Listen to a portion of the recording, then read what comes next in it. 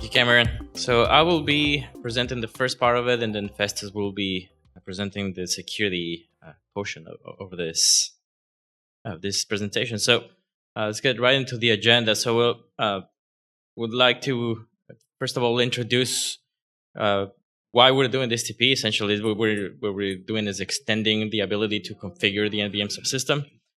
With a series of TPs, we seek to enhance the sustainability of the ecosystem as well.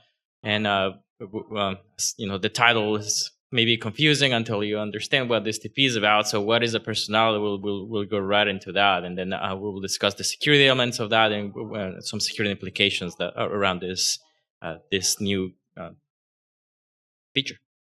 So, do you want to introduce this as the configurability of the NVM subsystem is a work of 3 TPs. The one that we will focus on here is TP4163 Configurable Device Personality. There are two other ones that are currently being worked on, have not been fully defined yet.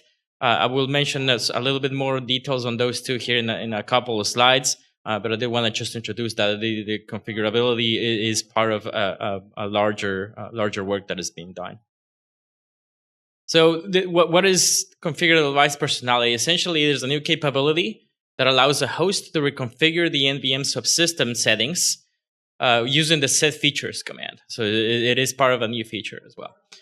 This enables OEMs, platform owners, to reconfigure the devices to satisfy different use cases, basically. So here's one use case that, let's say I'm an appliance owner and I have my NVM subsystem here with a few SSDs.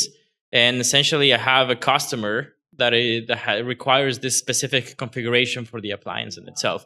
Now, of course, being NVMe, we're going to focus only on the NVM subsystem part of it, not the entire appliance. So in order to satisfy the use case for this customer, then I need to put that configuration into the NVM subsystem. And so using this new capability, we're able to change the settings of that subsystem. And so now this appliance has been configured with those settings. So now, as this appliance owner, what I do is actually my use case in this is I lease this appliance. So there's going to be some period of time where this customer number one has leased this appliance with this specific configuration. And now the time has expired, and I want to repurpose this same appliance for a different customer. So once this customer has already used the appliance, as I mentioned, then I have a second customer that I'm going to want to lease this appliance to. But this customer, of course, is going to want something different, a different configuration. And so what happens here is, with the same feature, I am able to change that configuration using the same subsystem, the same NVMe devices with different settings this time for the NVM subsystem. And so I satisfy the requirements for my second customer, and now it is ready for that customer to use the appliance.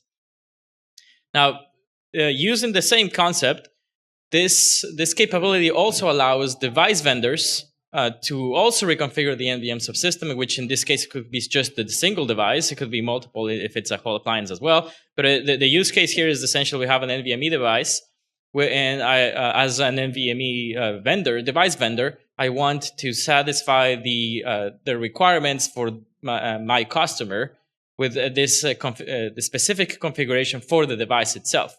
So what I do is, during manufacturing, this is going to be configured with configuration X, and to satisfy the shipment for this customer. So once that's configured using this capability, then I am able to ship this NVMe device to that customer. Similarly, as the last time, I have a different customer. Maybe I have a return, and there's the same device. It could be a different device as well. It doesn't really matter in this case. I reconfigure or configure for the first time this device, and then I'm able to ship it to this customer. So what this allows is essentially what otherwise would have been a potentially different SKU. Now it is possible for the same device to be reconfigured in many different ways with different settings to satisfy different customers. It does not have to be a different SKU anymore. So as I mentioned, I wanted to give an overview of the other two TPs and how they all work together. So this is once those the 3 TPs have been ratified, TP4163 is ratified, by the way. The other two, as I mentioned, are not yet.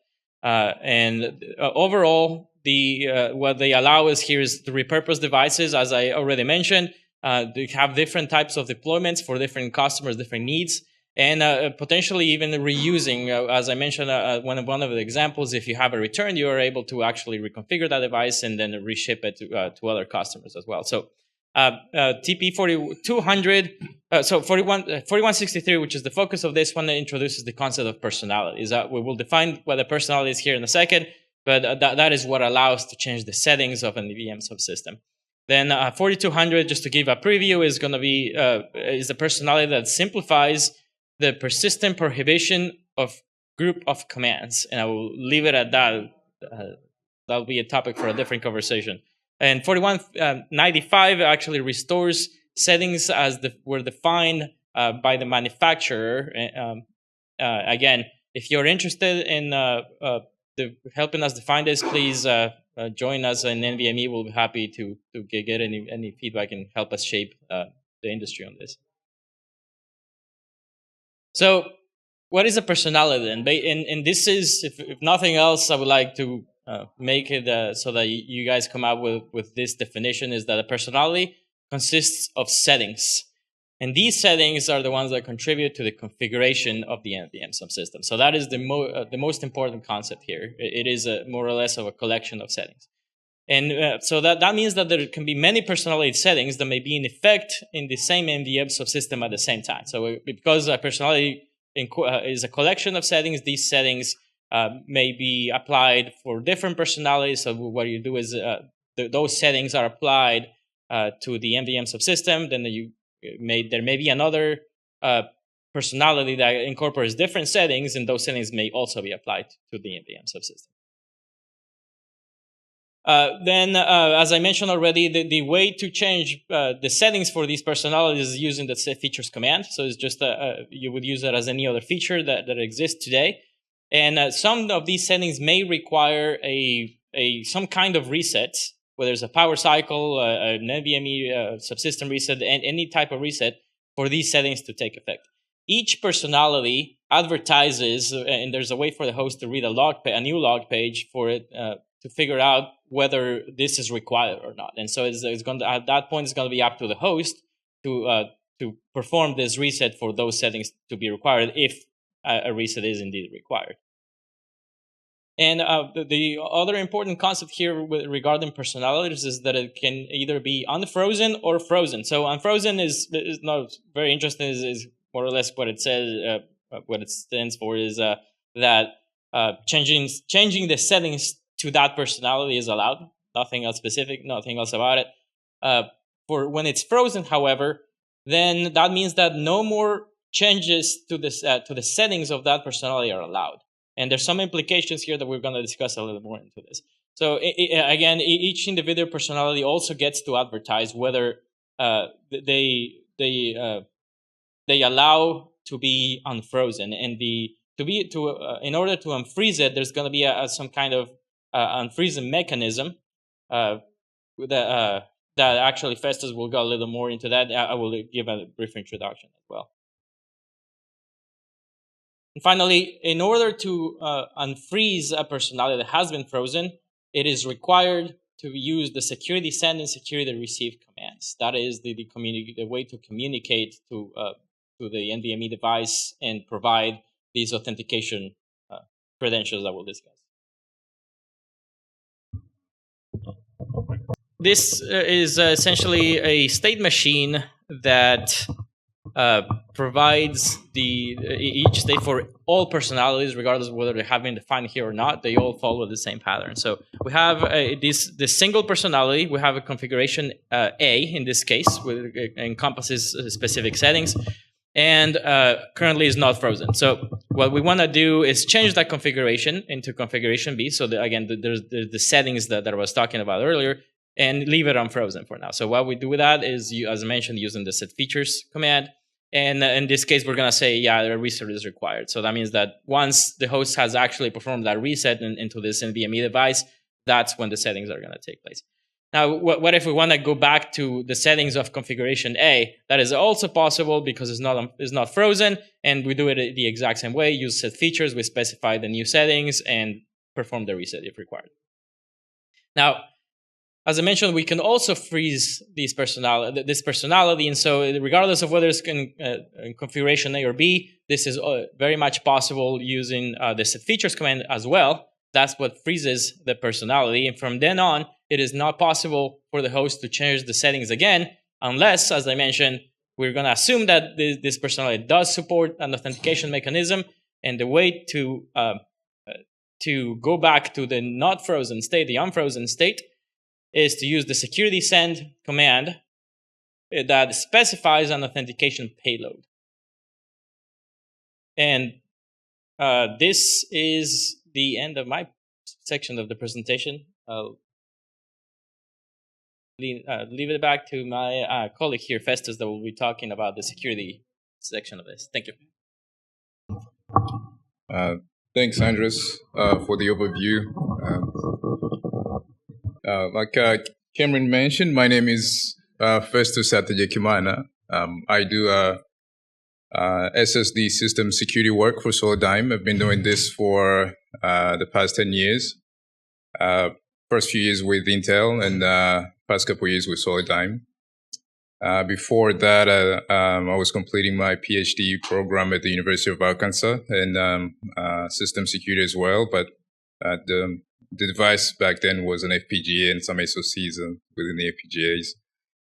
I participated quite a bit in various storage industry standards group, TCG, OCP, DMTF. So I recognize a lot of you, and hopefully we can chat a little bit after the presentation. So for this portion of the presentation, I want to cover a little bit about the security architecture of this TP.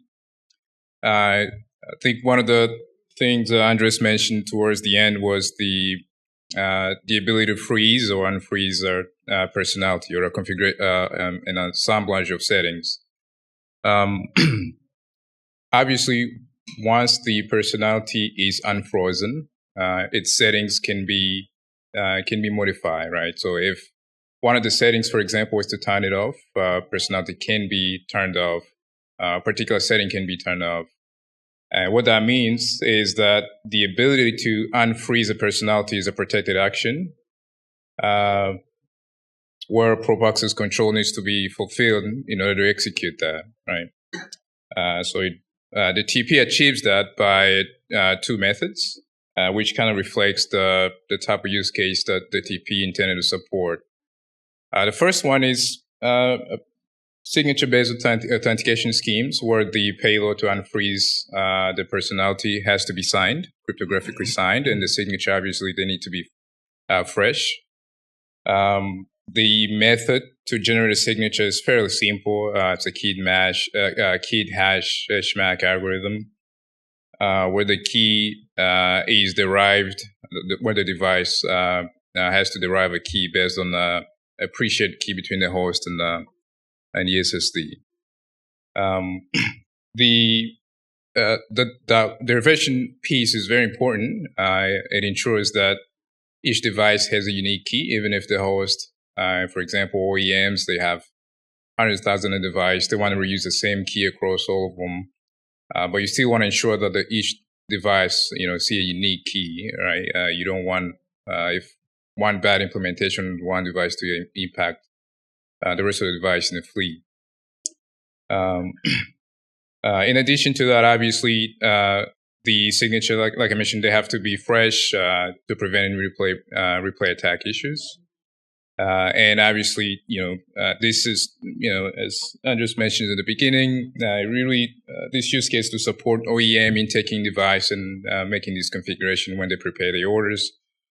So it needs to be programmatically implementable approach, especially within a factory environment. For now, I think the TP supports one key to reflect just one OEM entity. We don't have any multi-key support. There's been some interesting use case that one brought up. Maybe you want to be able to associate a particular key with a personality, but for now it's just one to represent the entire scope of that drive and the personalities associated with them. The other method is a very simple one to present some proof of physical possession of the device, and you do a password-based authentication. If that succeeds, then you'll be able to unfreeze the personality and then proceed to use set features, like Andres mentioned, to modify the settings of that personality. A quick example is I think this is one of the personality defined by the TP is the security personality, which is what it sounds like. So basically, you can have a device that supports either a self-encrypting locking interface like TCG or that doesn't. And you want to you can configure it to support it. You can also configure to not, to at least from interface perspective, to not support it. On the left, starting from on the left, TCG capable device, which is not frozen. You can use a set features, as Andres mentioned, to make it a non-TCG device, and vice versa, right? If you're on the top, you're TCG capable, and you issue a TCG security send receive message to talk to TCG protocol. The device behaves normally like a TCG device. Your TCG protocol will process your command, its status is coming back from TCG layer, right? But once you execute set features to transition your device to a non-TCG capable configuration and try to send TCG security send receive, you're going to encounter an error. Obviously, the error is being returned by NVMe layer because, you're not going to be able to get to within the TCG processing layer. And that's kind of reflects the high level execution of the security interface for this once, personality isn't supported or is supported. I think maybe one last thing to mention, all this, authentication details, the command to add a signature to the unfreeze payloads and all that, it all happen over the NVMe security send receive over the NVMe protocol EAH. The TP defined a new security specific field to be able, obviously, to guide these commands to the appropriate handling. I think with that, I'll stop here. I think this is the end of presentation, and we can take some questions. Thank you. Hi. You mentioned that personality is like a group of settings. Do you have some examples of what those settings would be? I think you had shown TCG to non-TCG configurations. Are there others that you could share? Correct. Yeah, so that is the security personality, as Festus mentioned, is the only one that's currently defined. We are defining another one that I briefly mentioned, just to give a couple hints, right? One will be to that allows to restore settings, default settings for part of the NVM subsystem, and the other one that I mentioned is so that when you use the lockdown command to say lockdown and a specific command or a specific feature, that lock is persistent across power cycles of resets. That's another example of settings that we are working on currently. That's outside of this TP, right? That's right. That's right. The only one that was part of this TP is the security personality that Festus went over. Yep. All right. Thank you. Thank you for the presentation. If you go back to the TCG diagram, is this going from, in plain term, is it going from opal to non-opal drive? Something like that, or? Yeah, that's a good example. Yeah, it's if you have an opal SKU and you want to make it a non-opal SKU, you can, or vice versa. You can do that, right? Yeah. I mean, most of the configurability can be done through set features, right? Like, for example, you change your power mode, you go from read-only mode to non-read-only mode at the end of the life, right? Mm-hmm. So, what's unique about this personality change that cannot be achieved through set features only? That's a great question. At least the TP, I make a comment and Andres, you can add a little bit. It generalized the ability you define a personality, it could be anything, but you have a common interface to be able to do any lifecycle management for that personality, right? So you can discover what capability support, whether it can be frozen, whether there are certain ways you need to authenticate to it to be able to make changes to it, to be able to report when you need whether you need reset. So all these are things that used to be unique for a particular set of features. We basically formalize a generic interface to be able to manage these configuration changes. And I will also add that as part of the fact that we can actually secure that or lock any changes, any further changes to be made for these settings, that is the value that if I give you the example as an appliance owner, for example, I in the beginning that I mentioned that I put settings A, for example, and then if I decide that, hey, I don't want the host to be changing any of those settings, then I am able to freeze that personality. And because I'm the only, as a appliance owner, I'm the only one who has the key, then nobody else can do it. So it is secure in that sense. So basically, you're grouping the different configurations into a personality, right? That's right. That's right. Okay. Thank you. Exactly right. Yeah. Thank you. So a quick one. Is there an RFC or NIST publication for that HMAC SHA-384? And is it post-quantum resilient? You had to ask, John. Thank you. It's a great question. There is, I can't recall the exact reference number, but I'm pretty sure there is at least a NIST SP publication around the HMAC SHA-384 publication. I can't recall the exact SP number, but if I find out, provide to you. The post-quantum state of SHA algorithm is interesting. I know CNSA 2.0, they still allow support for SHA-384 for post-quantum age. For at least HMAC signature generation. So I think from that, we can say that we're still in the clear for usage of SHA-384. I couldn't help but notice some non-trivial overlap with the NVMe exported subsystems proposal. Can you highlight the differences and the similarities between the two? Can you repeat the first part of the question? I didn't hear well. So the NVMe exported subsystems for PCIe. Can you be more specific? What part is overlapping? For example, the admin command set, the supported admin command set. There is a solution to specify which admin commands would be supported in the controller, and I've seen some similar functionality in here. So maybe we could chat offline a little more on that, because I'm not sure that there is any overlap. The setting, if you have settings, the setting is nothing new. It's configurations that you can do currently. For example, using set features command or something else.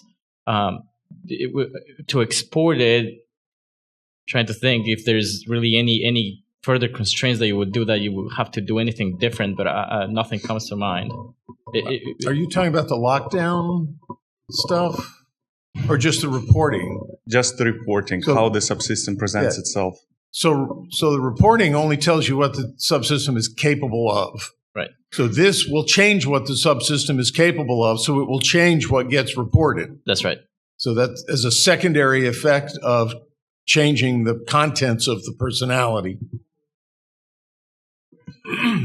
So we have, it's for virtualization, the live migration. One of the proposals is the NVMe Subsystem live migration.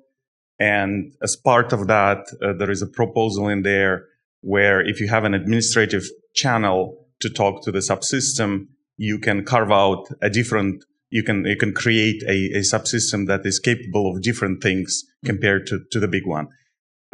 Come today at 3 p.m. to the NVMe virtualization talk and ask the same question of the other side. And